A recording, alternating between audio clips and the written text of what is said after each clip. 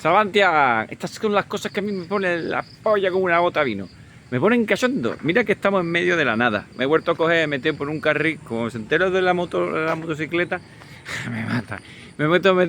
Salimos de una espada y en vez de coger por la carretera normal, pues nos hemos metido por una carretera un poquito más de aldea. Pero es que esto te pone cachondísimo.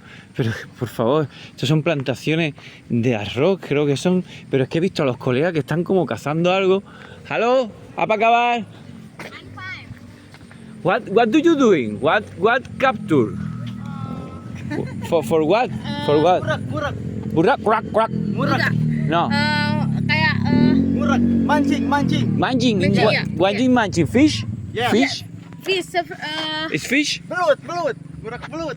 A ver. ¿Has cogido alguno? No, Blue, ¿dónde? Sasayin.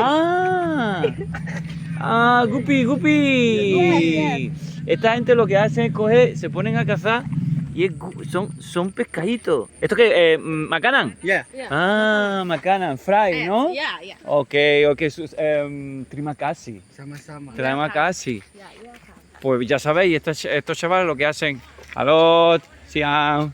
Estos chavales lo que hacen son los niños que están por ahí dando por... como siempre, nosotros los niños damos por culo.